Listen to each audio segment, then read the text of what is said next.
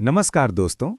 स्वागत है आपका बुक बीम चैनल पर, जहां हम आपके लिए लाते हैं बेहतरीन और जीवन बदल देने वाली किताबों का सार आसान और दिलचस्प अंदाज में।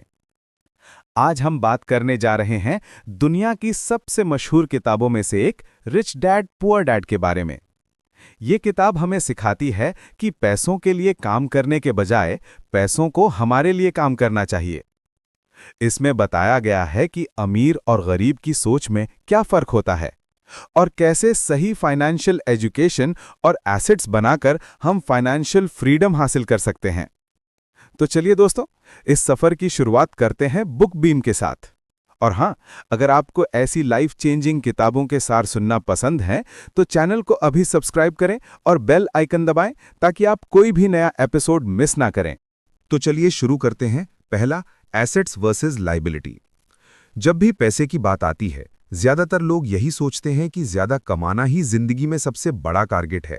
लेकिन रिच डैड पुअर डैड हमें बताती है कि अमीर और गरीब लोगों की सोच में फर्क सिर्फ इस बात का नहीं है कि कौन कितना कमाता है, बल्कि इस बात का है कि कौन अपनी कमाई को कहां और कैसे इस्तेमाल करता है। यही फर्क आता है एसेट्स और लायबिलिटीज को समझने में। एसेट्स और लायबिलिटीज सुनने में बहुत टेक्निकल लगते हैं, लेकिन अगर सिंपल लैंग्वेज में समझें तो ये काफी आसान है। एसेट मतलब वो चीज जो आपकी जेब में पैसा डालती है, वहीं लायबिलिटी मतलब वो चीज जो आपकी जेब से पैसा निकालती है। अमीर लोग एसेट्स बनाते हैं और गरीब या मिडिल क्लास लोग लायबिलिटीज को एसेट समझकर खरीद लेते हैं। यही सबसे बड़ा कंफ्यूजन है। सोचिए, एक लड़का है रोहन। रोहन ने अभी अभी अपनी पहली नौकरी शुरू की है और सैलरी मिली है। उसने सोचा कि चलो ईएमआई पर आईफोन ले लेते हैं ताकि लोग उसे सक्सेसफुल समझें। अब ये आईफोन उसकी जेब से हर महीने ईएमआई के रूप में पैसा खींच रहा है। ये दिखने में कूल है, लेकिन फाइनेंशियल टर्म्स में ये एक लायबिलिटी है, क्योंकि ये उसकी पॉकेट से पैसा निकाल रहा है। अब एक और एग्जाम्पल लेते हैं, आरव। आरव ने भी सैलरी ली, लेकिन आईफोन लेने के बजाय उसने उस पैसे को म्यूचुअल फंड्स या किसी डिजिटल कोर्स में इन्वेस्ट कर दिया, जिससे उसकी स्किल और इनकम फ्यूचर में बढ़े। ये इन्वेस्टमेंट उसे रिटर्न देगा, मतलब उसकी पॉकेट में पैसा डालेगा। ये है एसेट। आज के ज़माने में कई लोग सोचते हैं कि घर खरीदना हमेशा एसेट है, लेकिन सच ये है कि अगर आपने घर लोन पर लिया है और ईएमआई दे रहे हैं तो वो तब तक लायबिलिटी है जब तक वो खुद पैसे जनरेट नहीं करता, जैसे रेंट पर देना। अगर आपका घर सिर्फ रहने के लिए है और उससे पैसा नहीं आ रहा तो वो एसेट नहीं बल्कि लायबिलिटी है। अमीर लोग रेंटल प्रॉपर्टी, स्टॉक्स, स्टार्टअप्स या ऑनलाइन बिजनेसेस जैसे एसेट्स खरीदते हैं जो पैसिव इनकम जनरेट करते हैं। अब इस कॉन्सेप्ट को और रिलेट करते हैं मॉडर्न लाइफस्टाइल से। आजकल हर कोई कार खरीदने के पीछे भागता है, लेकिन कार आपके लिए कभी एसेट नहीं हो सकती, क्योंकि कार की वैल्यू हर साल गिरती है। फ्यूल, इंश्योरेंस और मेंटेनेंस भी पॉकेट से जाते हैं। हाँ, अगर आपने कार को ओला या उबर जैसे प्लेटफॉर्म पर डाल दिया और वो मंथली इनकम जनरेट कर रही है, तब वो लायबिलिटी से एसेट में कन्वर्ट हो जाती है। रिच डैड यही सिखाते हैं कि फाइनेंशियल फ्रीडम पाने के लिए हमें सैलरी बढ़ाने से ज्यादा एसेट कॉलम बढ़ाना चाहिए। पुअर डैड की सोच थी कि अच्छी पढ़ाई करो, नौकरी लो और सैलरी से घर चलाओ। लेकिन रिच डैड कहते थे कि सैलरी पर डिपेंड रहने वाला हमेशा रैट रेस में फंसा रहेगा। असली खेल ये है कि आप अपने पैसे को स्मार्टली एसेट्स में इन्वेस्ट करो, ताकि धीरे धीरे पैसिव इनकम आपकी एक्टिव इनकम से ज्यादा हो जाए। यही फाइनेंशियल इंडिपेंडेंस है। अगर आप ध्यान दें तो आज के यूथ का सबसे बड़ा प्रॉब्लम यह है कि वो लायबिलिटीज को ही सक्सेस का सिंबल मानते हैं। बड़ी car, branded shoes, latest iPhone, ये सब लायबिलिटीज हैं। ये चीजें आपकी पॉकेट से पैसा निकालती हैं। लेकिन अमीर माइंडसेट वाले यूथ जानते हैं कि असली सक्सेस तब है जब आपके पास ऐसे एसेट्स हों जो हर महीने आपको पैसा दें, चाहे आप सो रहे हों या घूम रहे हों। जैसे एक यूट्यूब चैनल से इनकम, स्टॉक मार्केट से डिविडेंड, प्रॉपर्टी से रेंट या किसी ऐप से रॉयल्टी। एसेट्स और लायबिलिटीज को समझना इतना पावरफुल क्यों है? क्योंकि यही वो फिल्टर है जिससे आप हर फाइनेंशियल डिसीजन का सही एनालिसिस कर सकते हो। मान लीजिए आपके पास 50,000 रुपए एक्स्ट्रा हैं। अब आपके सामने दो ऑप्शंस हैं। पहला, एक नया आईफोन खरीद लो जिससे लोग आपको कूल समझेंगे। दूसरा, उस पैसे को किसी ऑनलाइन कोर्स, म्यूचुअल फंड या साइड बिजनेस में इन्वेस्ट करो। पहला ऑप्शन आपकी पॉकेट से पैसा निकालेगा, जबकि दूसरा ऑप्शन आपको एसेट देगा जो फ्यूचर में आपकी पॉकेट में पैसा डालेगा। बस यही फर्क अमीर और गरीब सोच में होता है। अगर आप सच में अमीर बनना चाहते हैं तो हर बार कोई भी चीज खरीदने से पहले खुद से ये सवाल पूछें, क्या ये मेरी पॉकेट में पैसा डालेगा या निकालेगा? अगर डालेगा तो वो एसेट है, अगर निकालेगा तो वो लायबिलिटी है। और फाइनेंशियल फ्रीडम का पहला कदम यही है कि आप अपनी लाइफ में एसेट्स बनाना शुरू करें और लायबिलिटीज कम करें। रॉबर्ट कियोसाकी ने इस किताब में यही बताया कि अमीर बनने के लिए आपको बहुत बड़ी सैलरी की ज़रूरत नहीं है। ज़रूरी है कि आप एसेट्स को पहचानें और उन पर फोकस करें, क्योंकि सैलरी आपकी ज़रूरतें पूरी कर सकती है, लेकिन एसेट्स ही आपको फाइनेंशियल इंडिपेंडेंस देंगे। फाइनेंशियल एजुकेशन की ज़रूरत। हम सब बचपन से सुनते आए हैं कि अच्छी पढ़ाई करो, अच्छी नौकरी मिलेगी और जिंदगी सेट हो जाएगी। यही सोच हमारे दिमाग में भर दी गई है। लेकिन रॉबर्ट कियोसाकी कहते हैं कि असली दुनिया में ये फॉर्मूला अधूरा है, क्योंकि स्कूल हमें हिस्ट्री, ज्योग्राफी, मैथ्स तो सिखाते हैं, लेकिन पैसे को मैनेज करना, इन्वेस्ट करना और बढ़ाना नहीं सिखाते। यही कारण है कि कई हाईली एजुकेटेड लोग भी पैसे के मामले में स्ट्रगल करते हैं। फाइनेंशियल एजुकेशन का मतलब सिर्फ अकाउंटिंग या इकोनॉमिक्स समझना नहीं है। इसका मतलब है पैसा कैसे काम करता है, उसे कैसे मल्टीप्लाई किया जाता है और उसे कैसे अपने लिए काम पर लगाया जाता है। मान लीजिए दो दोस्त हैं, अमन और करण। दोनों की सैलरी 50,000 रुपये है। अमन को फाइनेंशियल एजुकेशन नहीं है। जैसे ही सैलरी आती है वो ईएमआई, क्रेडिट कार्ड बिल और शॉपिंग में खर्च कर देता है। महीने के अंत में फिर से जीरो बैलेंस पर आ जाता है। दूसरी तरफ करण फाइनेंशियल एजुकेशन रखता है। वो सबसे पहले अपनी इनकम का एक हिस्सा इन्वेस्ट करता है, कुछ स्टॉक्स में, कुछ म्यूचुअल फंड्स में और कुछ अपने साइड हसल में। समय के साथ करण की इनकम सोर्सेज बढ़ जाती हैं। यही फर्क है फाइनेंशियल एजुकेशन का। अब मॉडर्न एग्जाम्पल्स लेते हैं। आज के टाइम में बहुत से लोग क्रिप्टो, स्टॉक मार्केट या स्टार्टअप्स में इन्वेस्ट करते हैं, लेकिन बिना नॉलेज के। वो सिर्फ सोशल मीडिया ट्रेंड्स देखकर पैसे डाल देते हैं और जब मार्केट गिरता है तो नुकसान उठाते हैं। लेकिन जिसने फाइनेंशियल एजुकेशन ली है वो जानता है कि कहाँ रिस्क लेना है और कहाँ पेशेंस रखना है। वो लॉसेस से सीखता है और धीरे धीरे वेल्थ बनाता है। फाइनेंशियल एजुकेशन हमें ये भी सिखाती है कि सिर्फ पैसे कमाना ही काफ़ी नहीं है। एग्जाम्पल के लिए सोचिए, एक सेलिब्रिटी है जो करोड़ों कमाता है, लेकिन गलत स्पेंडिंग हैबिट्स और जीरो फाइनेंशियल नॉलेज की वजह से बैंकरप्ट हो जाता है। वहीं एक मिडिल क्लास आदमी है जिसने फाइनेंशियल एजुकेशन से सीखा कि एसेट्स कैसे बनते हैं और वो धीरे धीरे मिलियनेयर बन जाता है। यही फर्क है नॉलेज का। रॉबर्ट कियोसाकी कहते हैं कि पुअर डैड की सोच थी पढ़ाई करो, नौकरी लो, सैलरी लो, लोन भरो। लेकिन रिच डैड की सोच थी पैसे की लैंग्वेज सीखो, समझो कि पैसा कहाँ से आता है, कैसे फ्लो करता है और उसे अपने लिए काम कैसे कराना है। यही फाइनेंशियल एजुकेशन है। आज के यूथ के लिए ये कॉन्सेप्ट और भी इंपॉर्टेंट है, क्योंकि हम डिजिटल एज में जी रहे हैं जहां पैसा सिर्फ फिजिकल नहीं है। Online businesses, digital products, affiliate marketing, NFTs, stock trading, ये सब नए अपॉर्चुनिटीज हैं। लेकिन इन सब का फायदा वही उठा पाएगा जिसके पास फाइनेंशियल एजुकेशन होगी। वरना वही होगा जो अक्सर होता है, लोग फोमो में आकर पैसे खो बैठते हैं। फाइनेंशियल एजुकेशन सिर्फ इन्वेस्टमेंट तक लिमिटेड नहीं है। इसमें डेट मैनेजमेंट, टैक्सेस और कैश फ्लो का नॉलेज भी आता है। उदाहरण के लिए, कई लोग क्रेडिट कार्ड का मिनिमम पेमेंट भरकर खुश हो जाते हैं, लेकिन वो इंटरेस्ट में बहुत ज़्यादा पैसा लूज करते हैं। फाइनेंशियली एजुकेटेड व्यक्ति समझता है कि क्रेडिट कार्ड एक लायबिलिटी है और उसे स्मार्टली मैनेज करना चाहिए। अगर आप अपनी ज़िंदगी में फाइनेंशियल एजुकेशन लागू करना चाहते हैं तो सबसे पहले ये माइंडसेट बनाइए कि पैसा एक टूल है, गोल नहीं। पैसे को सिर्फ खर्च करने की चीज़ मत समझिए, उसे मल्टीप्लाई करने का सोर्स समझिए। इसके लिए आप छोटे छोटे स्टेप्स से शुरुआत कर सकते हैं, जैसे हर महीने इनकम का 10 to 20% सेव और इन्वेस्ट करना, पर्सनल फाइनेंस बुक्स पढ़ना, सक्सेसफुल इन्वेस्टर्स को स्टडी करना और सबसे ज़रूरी अपनी स्पेंडिंग हैबिट्स पर नज़र रखना। रॉबर्ट कियोसाकी एक बहुत ही पावरफुल बात कहते हैं, it's not how much money you make, it's how much money you keep, how hard it works for you and how many generations you keep it for. यानी अमीर वही है जो पैसे को समझता है और उसे सही डायरेक्शन में फ्लो करवाता है। अब सोचिए, अगर हमारे स्कूल्स में फाइनेंशियल एजुकेशन होती तो बच्चों को बचपन से सिखाया जाता कि पैसों को कैसे मैनेज करें, टैक्स कैसे काम करता है, एसेट्स क्या होते हैं और लायबिलिटीज़ क्या, तो शायद आज इतने लोग ईएमआई और लोन्स के बोझ तले ना दबे होते। लेकिन क्योंकि ये सिस्टम हमें ये नॉलेज नहीं देता, हमें खुद इसे सीखना और एडॉप्ट करना पड़ता है। फाइनेंशियल एजुकेशन की सबसे बड़ी खूबी ये है कि ये आपको कंट्रोल देती है। बिना नॉलेज के आप पैसे के गुलाम बन जाते हैं, लेकिन नॉलेज के साथ आप पैसों को अपना गुलाम बना सकते हैं। और यही रिच डैड का सबसे बड़ा लेसन है। पैसों के लिए काम मत करो, पैसों को अपने लिए काम करवाओ। हम सब बचपन से यही सीखते आए हैं कि मेहनत करो, नौकरी करो और पैसे कमाओ। यही सोसाइटी का बनाया हुआ फॉर्मूला है। पढ़ाई करो, नौकरी लो, सैलरी कमाओ, खर्च चलाओ। लेकिन रिच डैड पुअर डैड हमें ये बताती है कि ये फॉर्मूला कभी भी फाइनेंशियल फ्रीडम तक नहीं ले जाता। क्यों? क्योंकि नौकरी करने वाला इंसान हमेशा पैसों के लिए काम कर रहा होता है। उसे हर महीने सैलरी का इंतजार रहता है और सैलरी आते ही ईएमआई, बिल्स, रेंट, ग्रोसरीज में सब चला जाता है।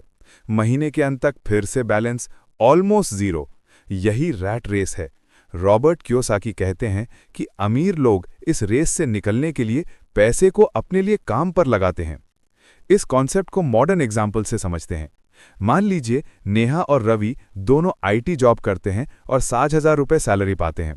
नेहा अपनी पूरी एनर्जी जॉब में लगाती है और सैलरी आने के बाद ईएमआई, शॉपिंग और लग्जरी आइटम्स में खर्च करती है। अगले महीने फिर से जीरो बैलेंस। दूसरी तरफ रवि भी काम करता है, लेकिन सैलरी का एक हिस्सा म्यूचुअल फंड्स, स्टॉक्स और साइड बिजनेस में इन्वेस्ट करता है।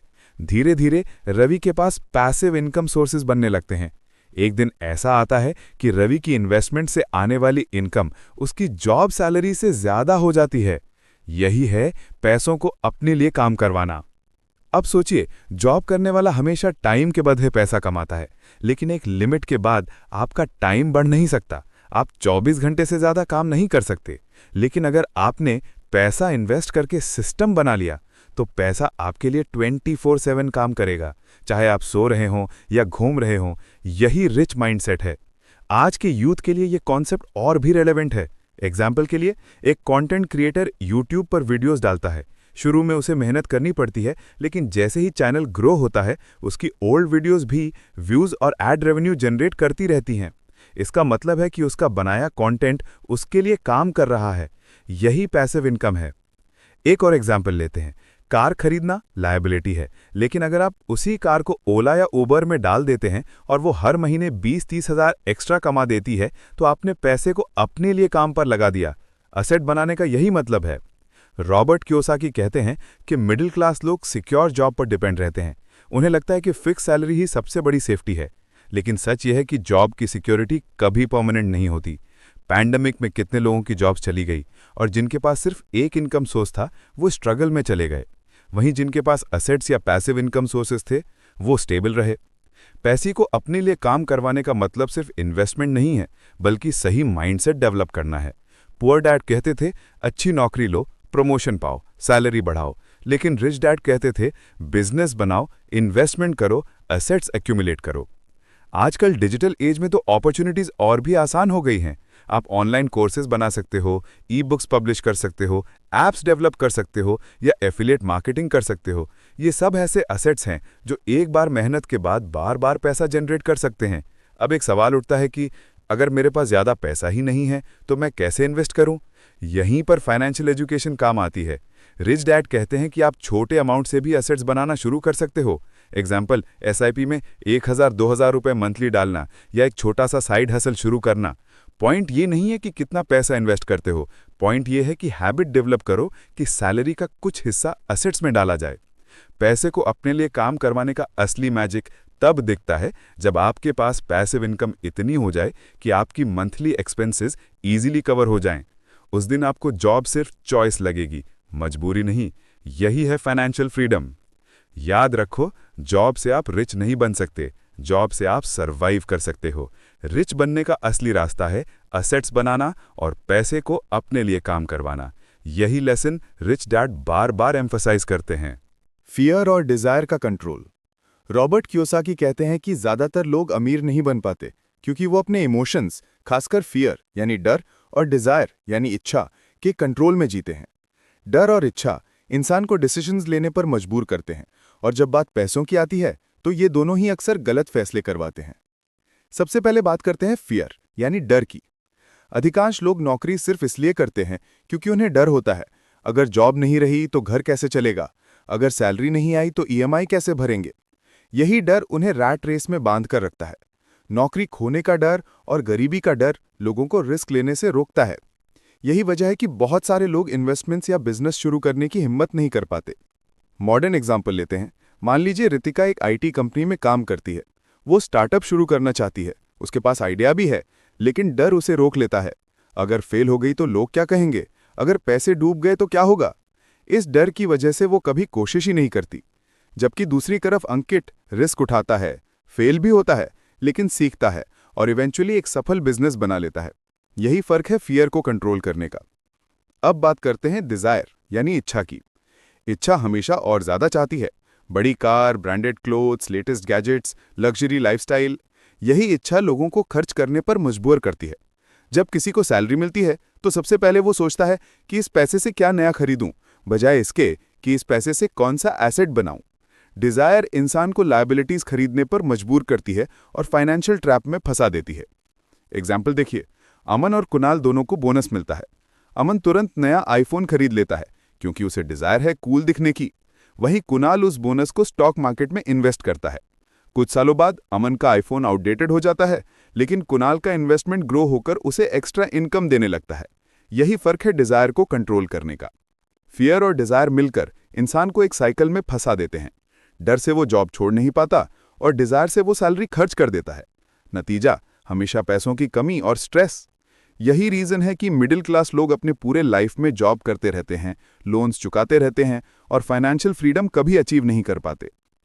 रिच डैड कहते हैं कि अमीर लोग इमोशंस को अपने ऊपर हावी नहीं होने देते।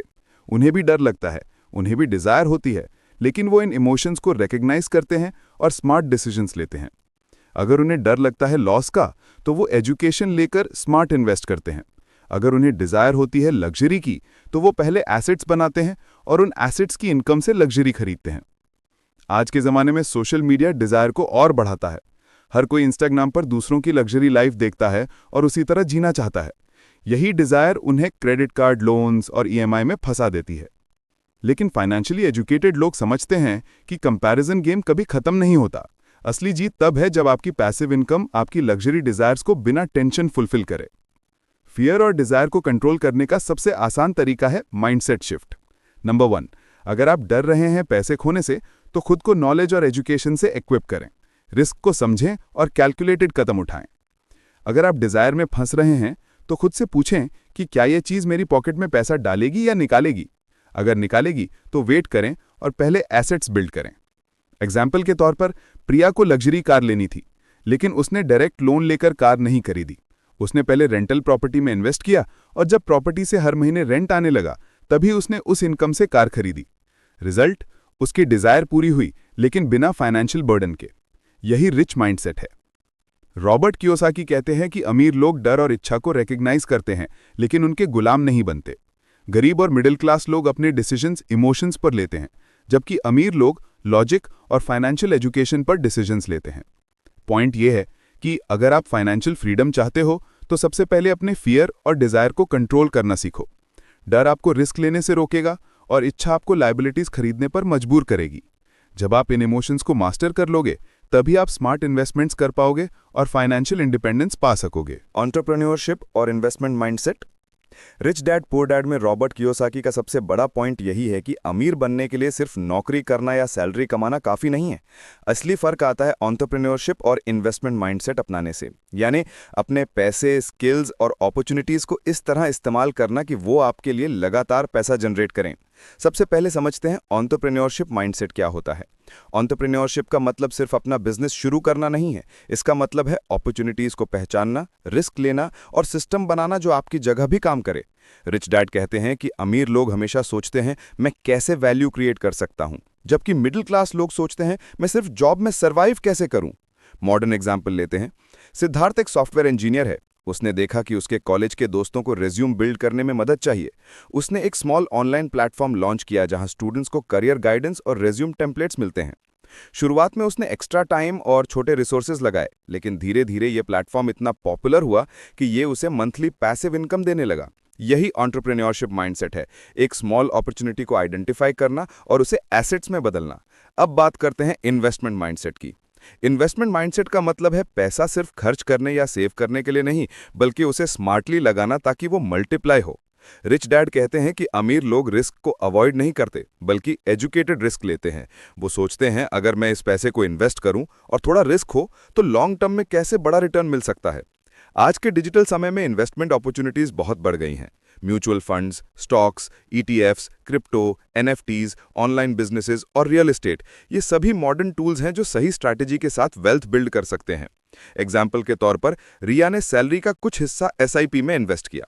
सालों बाद एसआईपी ने कंपाउंड इंटरेस्ट से उसका पैसे कई गुना बढ़ा दिया। वही इन्वेस्टमेंट अगर सेविंग अकाउंट में रखा होता तो सिर्फ मिनिमल ग्रोथ होती। यही माइंडसेट रिच डैड एम्फेसाइज करते हैं। एंटरप्रेन्योरशिप और इन्वेस्टमेंट माइंडसेट का सबसे बड़ा फायदा यह है कि ये आपको फाइनेंशियल इंडिपेंडेंस देता है। मिडिल क्लास माइंडसेट में लोग सिर्फ सैलरी पर डिपेंड रहते हैं, अगर जॉब चली गई तो पैसा भी चला गया। वहीं एंटरप्रेन्योरशिप और इन्वेस्टमेंट्स के माइंडसेट वाले लोग मल्टीपल इनकम सोर्सेज क्रिएट करते हैं। सैलरी चली भी जाए तो उनकी पैसिव इनकम उन्हें सस्टेन रखती है। मॉडर्न लाइफ में सोशल मीडिया और टेक्नोलॉजी ने ये और आसान कर दिया है। कोई भी youth Instagram, YouTube, Etsy, Upwork या ऐप डेवलपमेंट से माइक्रो बिजनेस शुरू कर सकता है। इनिशियली ये स्मॉल स्केल होगा, लेकिन सही माइंडसेट और कंसिस्टेंसी से ये बड़े एसेट्स में कन्वर्ट हो सकता है। रिच डैड यही सिखाते हैं, small beginnings, smart investments, continuous learning. Investment mindset में सिर्फ पैसा लगाना ही नहीं आता, इसके साथ फाइनेंशियल एजुकेशन भी होना जरूरी है। रिस्क को समझना, रिटर्न्स का एनालिसिस करना, मार्केट ट्रेंड्स को ट्रैक करना और डाइवर्सिफाइड पोर्टफोलियो बनाना, ये सभी स्किल्स अमीर बनने के लिए जरूरी हैं। बिना नॉलेज के जो भी इन्वेस्ट करता है वो अक्सर लॉसेस झेलता है। एंटरप्रेन्योरशिप माइंडसेट और इन्वेस्टमेंट माइंडसेट साथ में काम करते हैं। एंटरप्रेन्योरशिप आपको इनकम और अपॉर्चुनिटी देती है, इन्वेस्टमेंट माइंडसेट आपकी इनकम को ग्रो करने में मदद करता है। एग्जाम्पल के तौर पर आरव ने एक स्मॉल डिजिटल मार्केटिंग एजेंसी शुरू की। शुरू में क्लाइंट बेस कम था, लेकिन उसने एजेंसी से जो प्रॉफिट आया उसे स्टॉक्स और रियल एस्टेट में इन्वेस्ट किया। सालों बाद उसकी एसेट्स की इनकम उसकी एजेंसी की इनकम से ज्यादा हो गए। यही परफेक्ट कॉम्बिनेशन है माइंडसेट का। रॉबर्ट कियोसाकी के अनुसार अमीर लोग हमेशा सीख, लर्न और इंप्लीमेंट करते रहते हैं। वो फेलियर से डरते नहीं हैं, बल्कि उसे लर्निंग अपॉर्चुनिटी मानते हैं। मिडिल क्लास लोग अक्सर रिस्क से डरते हैं और सेफ ऑप्शन चुनते हैं। यही रीजन है कि मिडिल क्लास की वेल्थ स्लो ग्रो होती है और अमीर लोग जल्दी ग्रो करते हैं। बॉटम लाइन ये है कि अगर आप फाइनेंशियल फ्रीडम और लॉन्ग टर्म वेल्थ चाहते हैं तो सिर्फ जॉब पर डिपेंड मत रहो। एंटरप्रेन्योरशिप माइंडसेट अपनाओ, अपॉर्चुनिटीज देखो और उन्हें अपने लिए काम में लगाओ। इन्वेस्टमेंट माइंडसेट अपनाओ, अपने पैसे को मल्टीप्लाई करो और एसेट्स बिल्ड करो। साथ में फाइनेंशियल एजुकेशन लो और इमोशंस को कंट्रोल करो। ये पांचों प्रिंसिपल्स मिलकर आपकी फाइनेंशियल लाइफ पूरी तरह बदल सकते हैं। तो दोस्तों, आज हमने रिच डैड पुअर डैड से सीखे वो 5 जबरदस्त लेसन्स जो आपकी फाइनेंशियल सोच को पूरी तरह बदल सकते हैं। Assets versus liabilities, financial education, पैसों के लिए काम मत करो, फियर और डिजायर का कंट्रोल और एंटरप्रेन्योरशिप एंड इन्वेस्टमेंट माइंडसेट। अगर आप इन प्रिंसिपल्स को अपनी लाइफ में अप्लाई करते हैं तो आप भी फाइनेंशियल फ्रीडम की ओर कॉन्फिडेंटली बढ़ सकते हैं। अगर आपको ये ऑडियो बुक पसंद आया तो बुक बीम को अभी सब्सक्राइब करें और बेल आइकन दबाएं ताकि आप हर नए ऑडियो बुक और लाइफ चेंजिंग किताबों के सार सबसे पहले सुन सकें। साथ ही अगर आपके मन में कोई सवाल या एक्सपीरियंस है तो कमेंट में ज़रूर शेयर करें। हम उसे ज़रूर पढ़ेंगे और अगले एपिसोड्स में डिस्कस करेंगे। याद रखिए, नॉलेज, स्मार्ट डिसीजंस और सही माइंडसेट से ही आप फाइनेंशियल इंडिपेंडेंस पा सकते हैं। तो जुड़े रहिए हमारे साथ और बनाइए अपनी जिंदगी को फाइनेंशियली स्ट्रांग। धन्यवाद दोस्तों, और मिलते हैं अगले एपिसोड में सिर्फ बुक बीम पर।